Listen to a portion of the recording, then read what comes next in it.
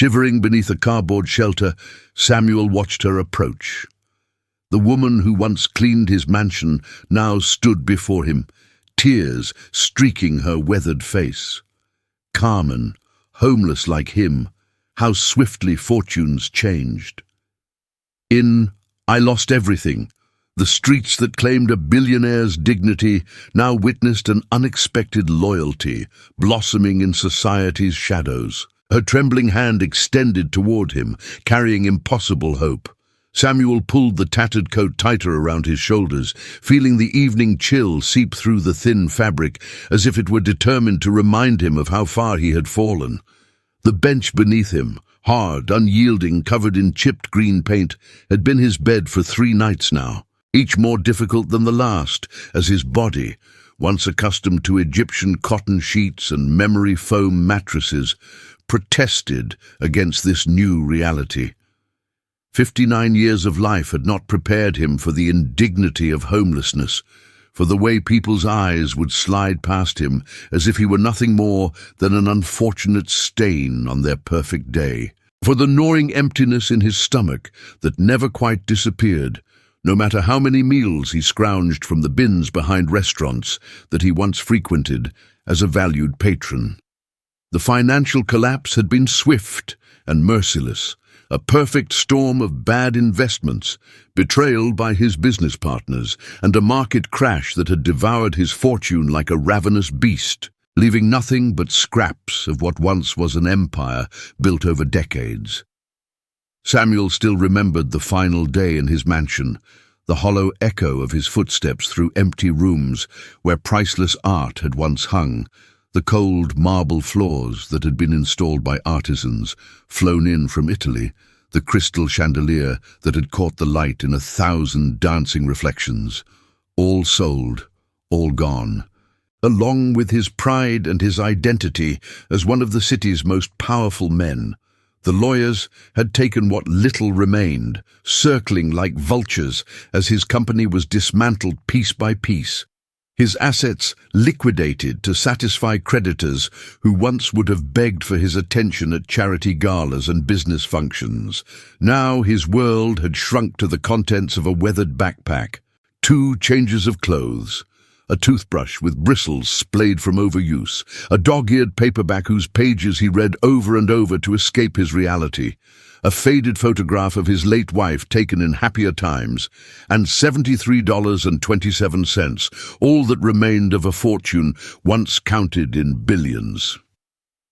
Samuel watched as the evening crowds hurried past, their faces set in expressions of determination or distraction, briefcases swinging, heels clicking against the pavement, everyone with somewhere to go, someone waiting for them, a life still intact and unshattered by the cruel vicissitudes of fate that had reduced a titan of industry to a shadow lurking on the periphery of society, invisible and inconsequential. The first drops of rain began to fall, cold and persistent, forcing Samuel to gather his meager possessions and seek shelter beneath the awning of a closed boutique that once would have dressed him in suits costing thousands.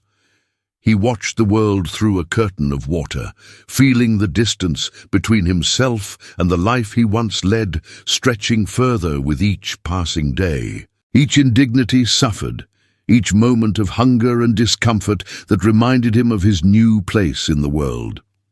The rain drummed a melancholy rhythm against the fabric above his head, a soundtrack to his descent, a requiem for the man he once was, confident, powerful, respected, feared even, all washed away like footprints on a beach at high tide, leaving no trace that Samuel Harrington had ever commanded boardrooms and shaped industries with the force of his will and the weight of his wealth. It was during this moment of rain-soaked reflection that Samuel first saw her, a figure hunched against the downpour, moving with the uncertain gait of someone recently acquainted with life on the streets. There was something familiar in the way she carried herself, a ghost of dignity that resonated with him, called to something not yet completely extinguished in his soul.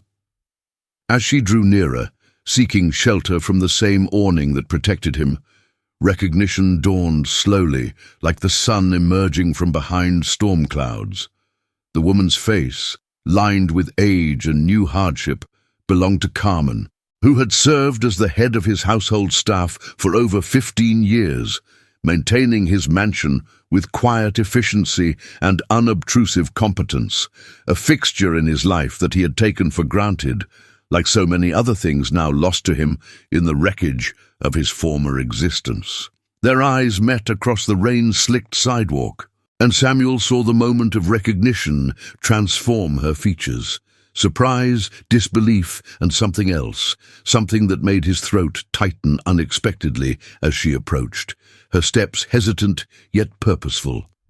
Carmen stood before him now, rain dripping from her silver-streaked dark hair. Her clothes, once the neat uniform of domestic service, replaced by mismatched layers, clearly chosen for warmth rather than appearance. Her hands that had polished his silver and arranged fresh flowers in crystal vases, now red and chapped, clutching a plastic bag containing what appeared to be all she had left in the world. "Mr. Harrington," she said, her voice barely audible above the patter of rain, "I never thought—" But the words caught in her throat as tears welled in her eyes, spilling down her cheeks to mingle with the raindrops that had already claimed her face, the final barrier of propriety between employer and employee dissolving in the face of their shared destitution. Carmen's shoulders shook with silent sobs as she stood before Samuel, the distance between them no longer measured in the social chasm of employer and employee, but in the mere feet of sidewalk that separated two souls cast adrift in the same merciless ocean. The tears that tracked down her weathered face seemed to carry with them the weight of her unspoken story, each droplet a chapter of loss and hardship that had brought her to this moment, standing before the man whose marble floors she had once polished to a mirror shine. Samuel felt an unfamiliar tightening in his chest, a constriction born not of the physical discomforts that had become his constant companions, but of something deeper, more primal, the recognition of another human being's pain mirroring his own, a connection forged in the crucible of shared misfortune that transcended their former roles in a way that would have been unimaginable in the ordered world they had both lost. "Carmen," Samuel managed, his voice hoarse from disuse, the syllables of her name feeling strange on his tongue without the context of giving instructions or inquiring about household matters. "What happened to you?" The question hung between them, unnecessary perhaps, for the answer was written in every line of her face, in the frayed edges of her once neat clothing, in the plastic bag clutched in her reddened hands like a life-preserver in a stormy sea. Yet he needed to hear it, needed the words to make real this impossible reversal of fortune that had brought his former maid to stand before him as an equal in destitution, both of them now defined not by the mansion on the hill, but by its absence, by what had been stripped away rather than what remained. The rain continued its relentless percussion around them, creating a private auditorium for the unfolding of revelations neither could have anticipated in the ordered lives they had once led. Carmen wiped at her tears with the back of her hand. A gesture both futile and poignant as fresh ones immediately took their place, coursing down her cheeks like rivers finding the path of least resistance. "After you lost everything," she began, her accented English carrying the weight of her native Colombia, a weight that seemed heavier now without the bright efficiency that had characterized her speech in his home. "I found another position with a family across town. Not as grand as yours, Mr. Harrington, but they seemed kind at first." She paused, swallowing hard, the muscles in her throat working visibly against some emotion that threatened to overwhelm her narrative before it had properly begun. 3 months ago, the husband lost his job. 2 weeks later, they could no longer afford help. They gave me severance, 1 month's pay, but without references. Her voice trailed off. The implications clear enough without elaboration in a city where domestic positions were coveted and employers demanded impeccable histories. "I had savings," she continued, drawing herself up slightly, a flicker of the pride that had always characterized her work, evident even now in the set of her shoulders, despite the circumstances that had brought them both so low. "Enough for 2 months of rent in my small apartment. I looked for work every day, housekeeping in hotels, cleaning offices at night, anything, but without papers." Again, the unfinished sentence spoke volumes about the invisible barriers that had always existed in her world, barriers that Samuel had never had to consider when she had efficiently managed his household, when her legal status had been someone else's problem to solve, another line item in the budget of maintaining his perfect life. "The eviction notice came 3 days ago. I've been on the street since then, trying to find a shelter with an open bed, trying to make my last dollars stretch until I can find something, anything." Her voice finally broke completely. The careful composure that had always characterized her presence in his home, shattering like fine crystal dropped on unyielding stone.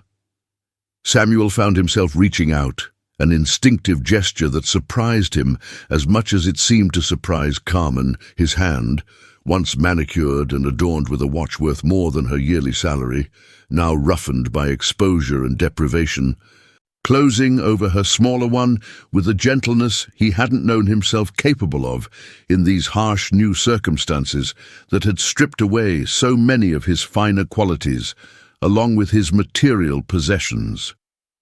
"I understand," he said simply, the words inadequate yet profound in their shared context, in the recognition that flashed between them of how completely their worlds had been upended, of how the mighty had fallen and brought down with them those who had depended upon their seemingly unshakable foundations.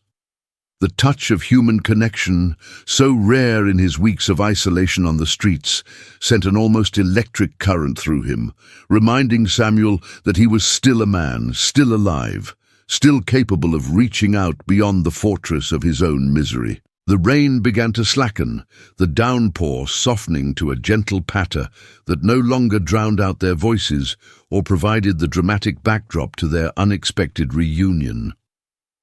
In the relative quiet that followed, Carmen looked at Samuel properly for the first time, really seeing the changes that homelessness had wrought upon the once imposing figure who had moved through his mansion like a benevolent dictator, issuing commands with the casual confidence of someone who had never known refusal or limitation. His face was thinner, the expensive haircut grown out and unkempt, the designer stubble that had once been carefully maintained, now a full beard streaked with grey. His clothing, which she recognized with a start, as pieces she herself had laid out for donation months before his final downfall, hanging loosely on his frame where they had once been tailored to highlight his commanding presence.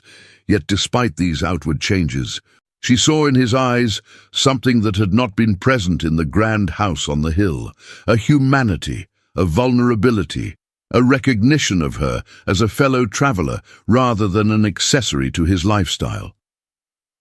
"We should find somewhere warmer to talk," Samuel said, the practicality of the suggestion belying the momentous shift it represented, an invitation extended not from power but from shared powerlessness, not from obligation but from genuine concern. "I know a place." He hesitated, aware suddenly of how far his knowledge had fallen, how the city he had once commanded was now a different landscape entirely, mapped not by exclusive clubs and Michelin-starred restaurants, but by public restrooms where one could wash without interruption, by shelters that offered a night's respite from the elements, by soup kitchens that provided sustenance without too many questions. "A coffee shop 2 blocks from here. The owner lets me sit if I buy 1 coffee. We could share it." The offer hung between them. Modest to the point of poverty, yet representing the entirety of what he now had to give: shelter, temporary warmth, the possibility of conversation uninterrupted by rain, or the suspicious glances of passers-by who saw in their dishevelment a reason to give them a wide berth as if misfortune might be contagious. The coffee shop huddled between a pawn shop and a discount clothing store. Its windows steamed with the breath of patrons seeking respite from the chill that had settled over the city like a weighted blanket, heavy and insistent. Samuel pushed open the door, holding it for Carmen with an instinctive courtesy that survived from his former life, a ghost of manners that haunted his movements even now when society had relegated him to its margins. The warmth inside enveloped them immediately, carrying with it the rich aroma of coffee beans and the sweeter undertones of pastries, scents that awakened hunger in both of them with a sharp, almost painful insistence. The shop was busy, but not crowded, populated by students hunched over laptops, their faces illuminated by the blue glow of screens, and workers catching a moment of peace before continuing their daily commutes. Their well-kept appearances and casual affluence, a stark reminder of the world that Samuel and Carmen had involuntarily left behind. They found a small table near the back, partially hidden by a decorative plant whose broad leaves provided a welcome screen from curious glances. Samuel gestured for Carmen to sit, noticing how carefully she placed her plastic bag beside her chair, positioning it so that it touched her leg at all times, a habit of vigilance he recognized from his own weeks on the street, where possessions left unattended vanished with remarkable speed. "I'll get the coffee," he said, reaching into his pocket for the carefully folded bills that represented his entire liquid worth in the world, bills he had been rationing with mathematical precision to extend his survival for as long as possible. Carmen began to protest, her hand half raised in objection, but Samuel shook his head with a firmness reminiscent of the businessman he had once been, a decision-maker accustomed to having the final word. "Please," he added, the words softening his insistence, transforming it from command to request, "Allow me this small dignity." At the counter, Samuel was grateful that the young barista with purple-streaked hair and multiple ear piercings showed no sign of recognizing him, no flicker of connection between the disheveled man counting out exact change for the cheapest item on the menu and the financial titan whose face had once graced the business section of major newspapers and economic magazines. He ordered a single large black coffee, no extras, nothing that would add unnecessary cents to the total, and carried the steaming cup back to the table where Carmen waited, her hands folded in her lap, her posture still carrying the invisible weight of the proper bearing she had maintained in service. Samuel placed the cup between them, then retrieved 2 packets of sugar from the condiment station, laying them beside the coffee like an offering. "I remembered," he said quietly, a simple acknowledgement of the countless mornings he had observed her preparing coffee in his kitchen, always adding 2 sugars to her own cup, after serving his precisely as he preferred it. Black, no additions to mask the pure, bitter essence of the beans. Carmen's eyes widened slightly at this unexpected evidence that she had been seen, truly seen, by a man she had assumed barely noticed her existence beyond her function in his household. She reached for the sugar with a murmured "thank you" that carried more weight than the simple courtesy suggested, tearing open the packets with careful fingers that wasted not a single grain. They passed the cup between them in a communion of shared need, each taking small, measured sips of the hot liquid, allowing it to warm them from the inside out, a temporary bulwark against the chill that awaited them once they stepped back onto the street. The coffee became a focal point, something to look at when the reality of their situation, 2 people adrift, their former lives washed away by circumstance, became too raw, too immediate to face directly across the scarred wooden table that separated them. "I never thought I would see you again, Mr. Harrington," Carmen said finally, breaking the silence that had stretched between them, comfortable yet laden with unspoken questions. "After the auction, when everything was sold, we were all let go. Maria, Thomas, myself. The new owners brought their own staff." She paused, turning the coffee cup slowly between her hands, watching the dark liquid ripple with the movement. "We heard rumors that you had moved overseas, that you had taken your own life, that you were in prison for fraud. No one seemed to know the truth." Her gaze lifted to meet his, direct yet compassionate, free of the judgment he had grown accustomed to seeing in the eyes of former associates who had abandoned him with the speed and finality of rats deserting a sinking ship. "And now to find you here. Like this." She gestured vaguely at his appearance, at the setting, at the singular cup of coffee that represented the extent of his hospitality, once measured in champagne vintages and imported delicacies. Samuel felt a familiar tightening in his chest, the pride that had once been his defining characteristic rising like bile, bitter and insistent, urging him to manufacture some explanation that would preserve the last tatters of his dignity, to craft a narrative of strategic retreat rather than complete defeat. Yet looking at Carmen, really seeing her for perhaps the first time, he found himself unable to summon the energy for such deceptions. "The rumors of fraud were false," he said instead, the words emerging with difficulty, each one a concession to a new reality where his reputation no longer carried the weight it once had. "But the rest? I lost everything, Carmen. Investments collapsed. Partners betrayed confidences. The market crashed at precisely the wrong moment, the perfect storm." He spread his hands in a gesture of surrender, palms upward, empty. "I sold what I could to pay debts, gave what little remained to former employees as severance, and then there was nothing, no safety net, no friends willing to risk association with failure. Just this." He indicated their surroundings with a sweep of his hand that encompassed not just the coffee shop, but the entirety of his reduced circumstances. Carmen listened without interruption, her expression unreadable yet attentive, bearing witness to his fall with the same quiet efficiency with which she had once managed his household. When he finished speaking, she reached across the table and, in a reversal so complete it momentarily robbed Samuel of breath, covered his hand with her own in a gesture of comfort.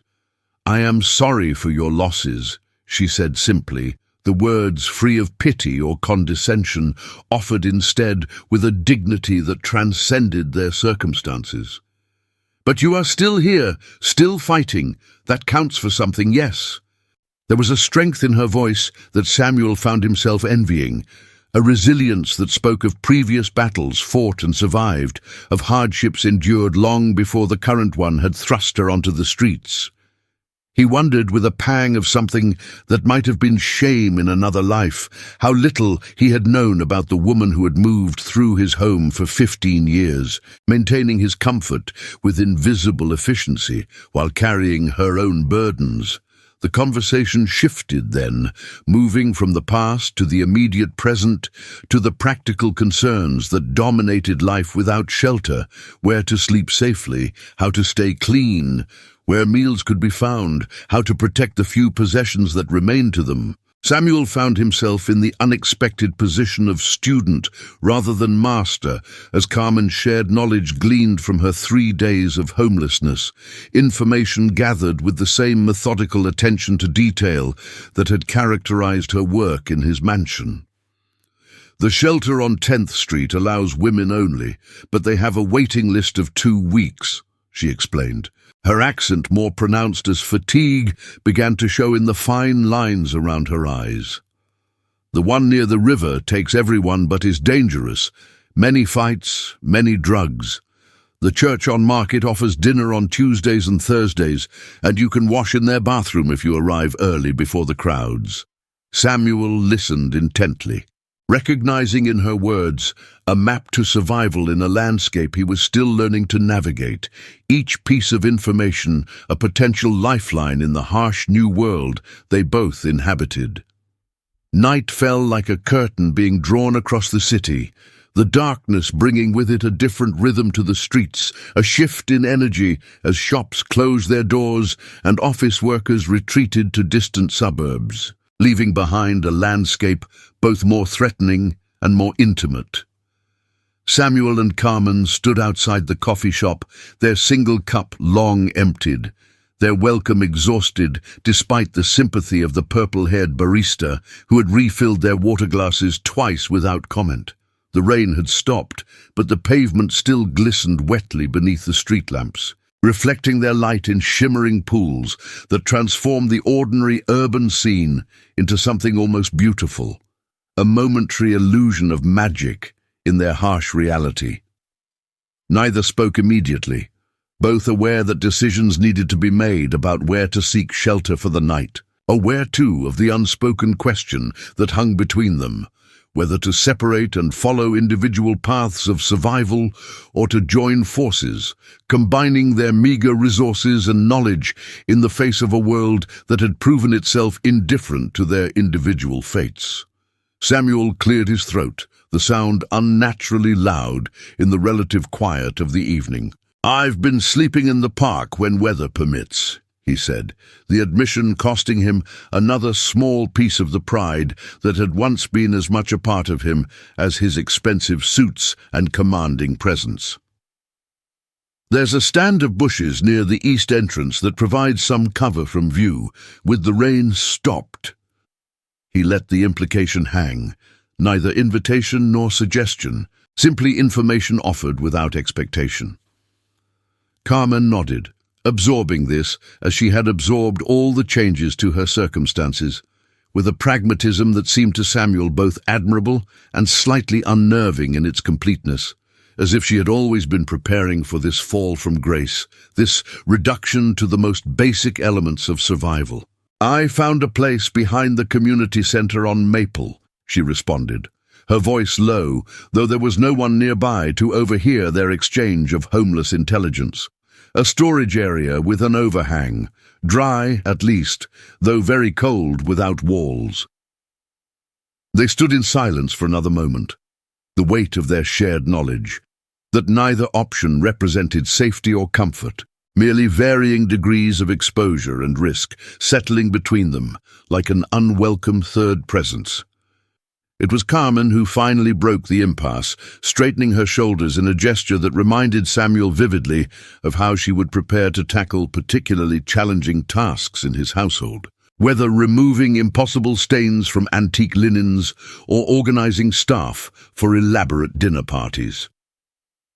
"Mr. Harrington," she began, then stopped herself, a flicker of something, resolution perhaps, or the recognition of their altered circumstances, crossing her features. "Samuel," she amended, the use of his first name falling between them like a bridge across the chasm of their former roles. "I have something to tell you, something I have been carrying for 3 days, wondering what to do with it, praying for guidance." She reached into her plastic bag, movements deliberate and careful, and withdrew a small cloth bundle that she cradled momentarily against her chest before extending it toward him. Samuel took it reflexively, surprised by its weight, by the solidity of whatever was wrapped within the faded dish towel that he recognized from his former kitchen. Unfolding the cloth with careful fingers, he found himself looking down at a collection of bills, not the crisp new currency of electronic transactions and freshly visited ATMs, but worn bills of various denominations, clearly accumulated over time, some creased with age, others newer but all bearing the patina of having been handled, saved, tucked away with purpose and intent. $3,427, Carmen said softly. The precision of the amount suggesting that she had counted it many times, had perhaps added to it penny by penny, dollar by dollar, over years rather than months or weeks. "My savings, for emergencies," Samuel stared at the money, unable to reconcile its presence with their current reality, with the coffee they had shared, with Carmen's evident homelessness.